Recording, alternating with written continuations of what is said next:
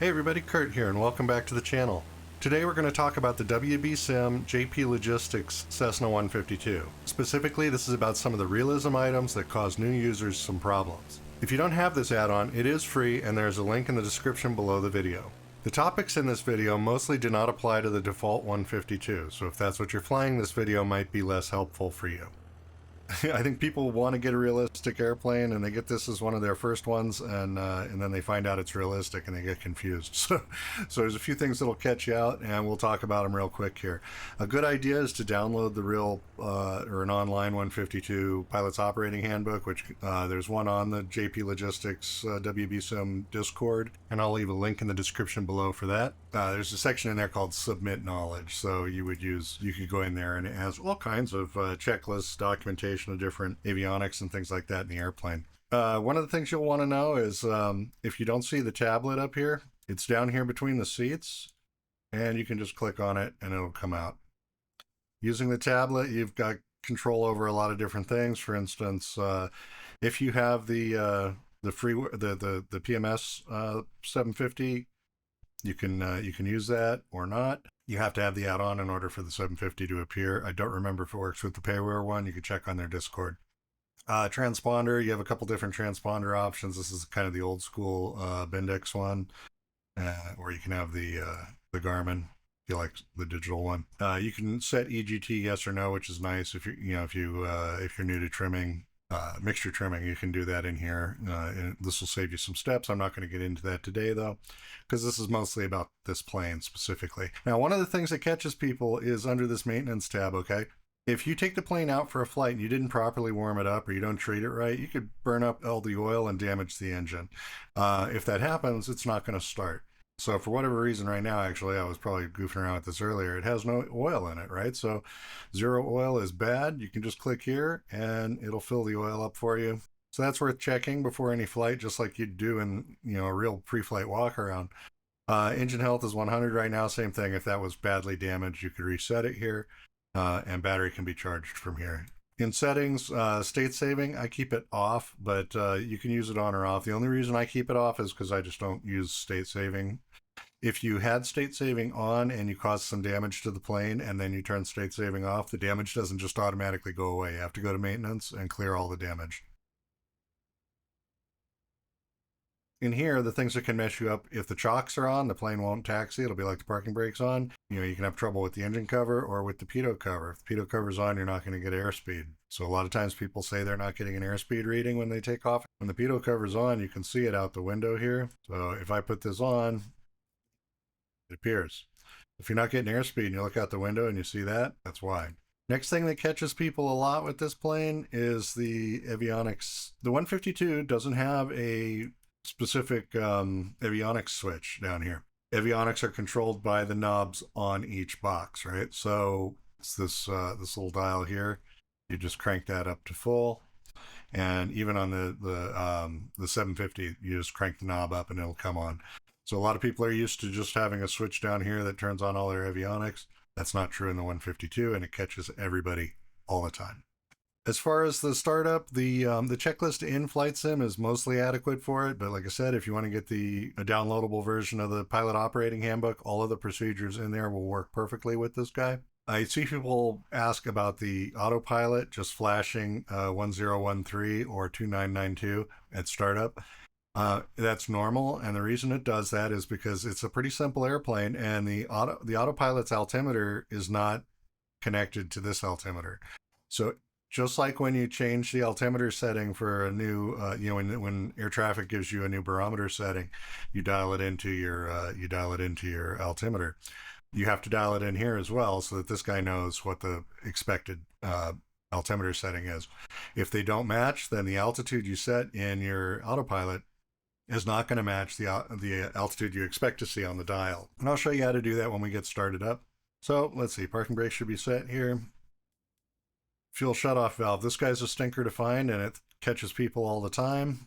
It's right here between the seats, and it's hard to spot when that little view thing's not there, right? See, it just disappears right into the carpet. So be aware that it's there. When it's pointing up like that, it's off, and sideways is on, as indicated by this little placard.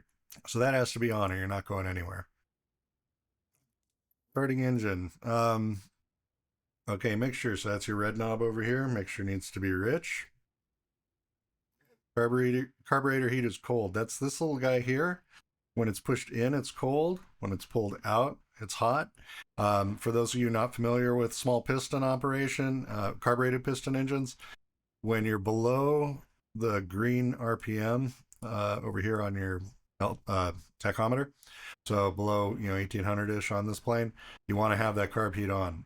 And the reason why is that you can freeze up the carburetor even on hot days. It's just has to do with the way the venturis work, and it can cause you to lose power, or lose power slightly, or lose the engine altogether, which obviously would be pretty bad, because a lot of times when you're running low power like that, you're probably on approach to land and you don't really want any surprises.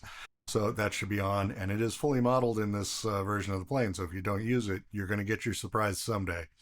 Prime. The primer in the in this version of the 152 does need to be used. It's the real deal. So I cracked the throttle a little bit. Throttle, of course, being the black one here.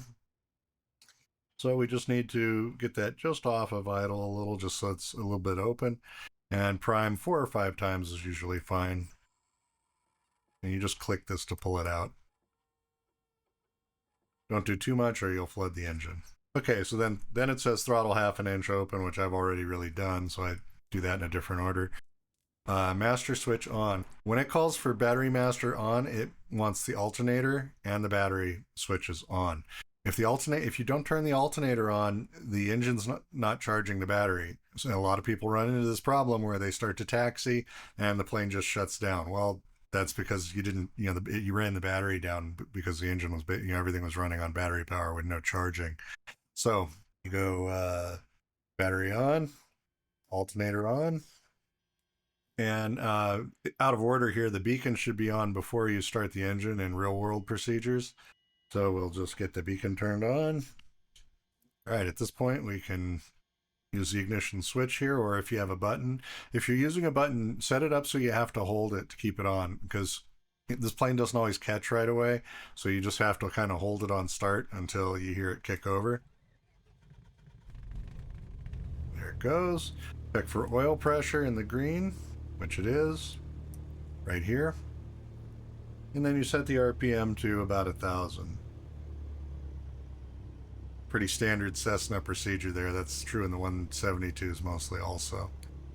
The other thing they don't mention here is it's a good idea after you've got it started to lean it just a bit, so you can just pull the mixture back till you see a little RPM drop. And then give it back just a little bit. Next thing that catches people in this 152 is do not take off until you have the oil temperature onto the green arc here. Right now it's ice cold, and if you go out and full throttle it to take off, you're probably going to cause some engine damage. So this skips right on up to a very abbreviated version of the run-up. The full run-up is in the POH if you downloaded that, and you could go through that, but for the purpose of this video I'm going to keep it kind of brief. Doing the full run-up will help to ensure that the engine has time to fully warm up the oil temperature, so it's worth doing. As you can see here, we've got the 2992, or again, this could show 1013, depending on which mode you've got it in.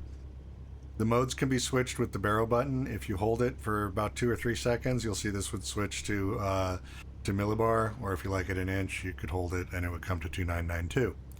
I already checked the weather here is 2993 today, so you use the knobs here to adjust this, so just give it one click to 2993 and then give it a second, it'll stop blinking.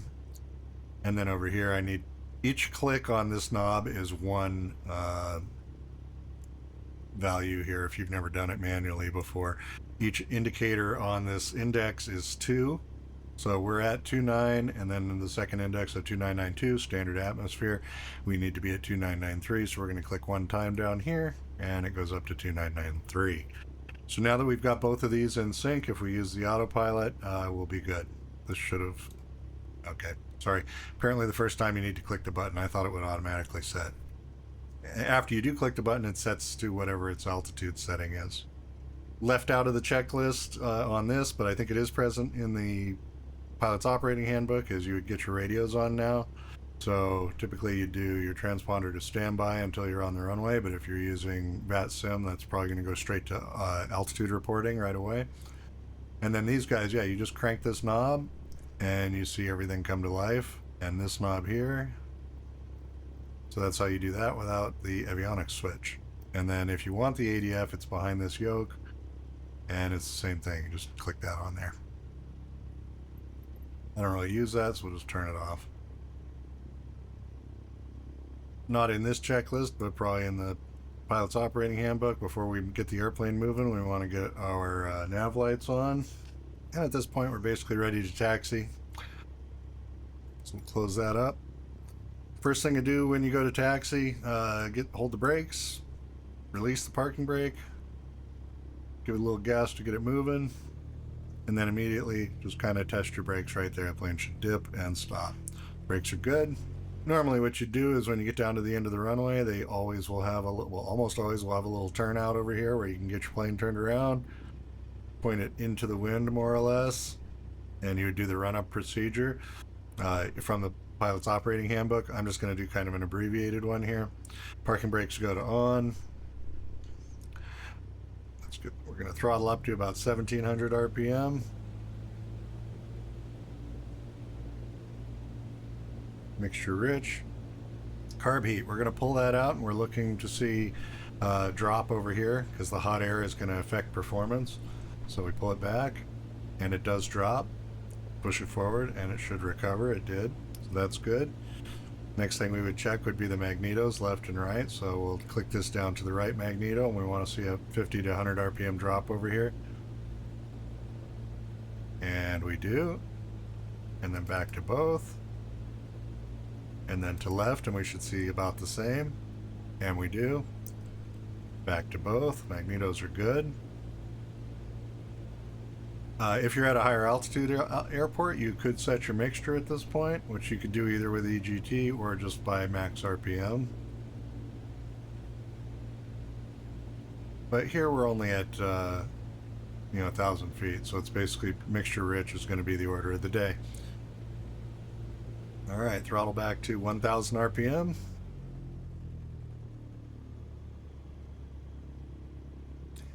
And you can see now our oil temperature is already coming into the green, so it's reasonable to take off now. We're not likely to cause any immediate damage to it.